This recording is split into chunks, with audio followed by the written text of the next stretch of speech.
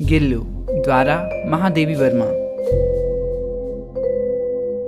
लेखिका महादेवी वर्मा जी को जानवरों से बड़ा ही प्रेम था और ये कहानी उनके सबसे प्यारे जानवर गिल्लू की है, जो एक प्यारी सी गिलहरी थी। एक दिन की बात है जब वो देखती हैं कि उनके बगीचे में एक छोटा सा गिलहरी का बच्चा पेड़ से गिरकर घायल हो गया है और कुछ कौवे उसे चोंच मार मार कर खाने की कोशिश कर रहे थे। और जैसे ही महादेवी वर्मा जी उस घायल गिलहरी को देखती हैं, वो भागते हुए जाती हैं और उस प्यारी सी गिलहरी को अपने गोद में उठा लेती हैं। सब ने कहा कौवों के वार की वजह से गिलहरी बहुत ज़्यादा घायल हो गई है और अब इसका बचना मुश्किल है। लेकिन महादेवी वर्मा जी कहती हैं, अरे मुश्किल है ना, नामुमकिन तो नहीं। वो फटाक से अपने रूम में गई, उसके घावों को साफ की और उसमें दवा लगाई और एक छोटे से रुए को दूध में डुबोकर उसे दूध पिलाने की कोशिश करने लगी। लेकिन उस घायल गिलहरी ने अपना मुंह तक नहीं खोला। लेकिन आखिरकार 2 घंटों के बाद उस गिलहरी ने पानी की 2 बूंद पी, जिसके बाद फाइनली महादेवी वर्मा जी की जान में जान आई। धीरे धीरे समय बीतता गया और 3-4 महीनों में ही वो गिलहरी एकदम तंदुरुस्त और सुंदर हो गई। उस छोटी सी गिलहरी की बदमाशियाँ और प्यारा सा चेहरा घर में सबके दिल को जीत लेता है और उसे प्यार से सब गिल्लू कहने लगते हैं। लेखिका गिल्लू के लिए एक छोटी सी डलिया में रुए भरकर एक प्यारा सा घर बनाती हैं। जब गिल्लू पूरे घर में बदमाशियां कर थक जाती थी तो उस प्यारे से घर में आराम से बेफिक्र होकर सो जाती।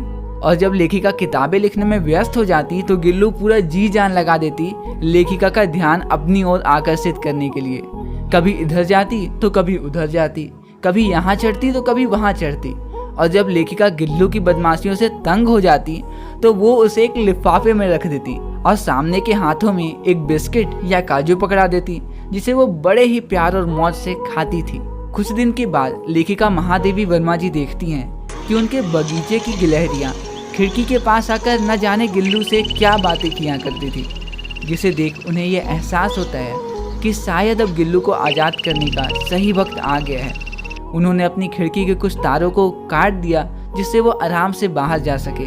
और देखते ही देखते गिल्लू बाहर अपने नए दोस्तों के साथ बगीचे में खेलने लगी।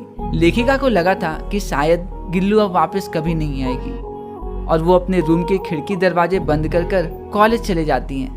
लेकिन जैसे ही वो वापस आकर खिड़की खोलती हैं, गिल्लू उसी खिड़की के रास्ते आती है और लेखिका के ऊपर चढ़ने लगती है, जिसे देख लेखिका बहुत ही ज़्यादा खुश हो जाती हैं।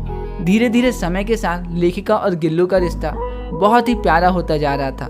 लेखिका जब भी खाना खाने बैठती तो गिल्लू भी उन्हीं के साथ उनके प्लेट के पास बैठ जाती और बड़ी ही सफाई के साथ उनकी प्लेट में खाना खाती।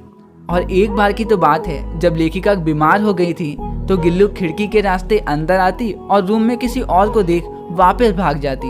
वो रूम में रखे काजू भी नहीं खाती थी जो उसके सबसे मनपसंद थे।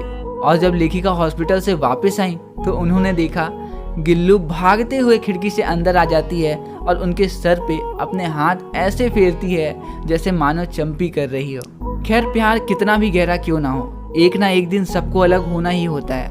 और वैसे भी गिलहरियों का जीवन सिर्फ 2 ही साल का होता है। लेखिका बताती हैं उस आखिरी रात ना ही गिल्लू ने कुछ खाया ना ही कुछ पिया, बस लेखिका का हाथ थामे वहीं उनके साथ बिस्तर में बैठी रही। धीरे धीरे गिल्लू का सारा शरीर ठंडा पड़ने लगा। लेखिका बहुत कोशिश करती हैं उसके शरीर को गर्म करने की। वो उसे ब्लैंकेट उड़ाती हैं, हीटर चालू करती हैं, लेकिन अफसोस कुछ भी काम नहीं आता। और उस रात जो गिल्लू सोई तो अगले दिन फिर उठी नहीं। तो बस यहीं पे ख़त्म होता है हमारा ये प्यारा सा चैप्टर गिल्लू। मिलते हैं अगली वीडियो में अगले चैप्टर के साथ। तब तक के लिए दीजिए मुझे इजाज़त।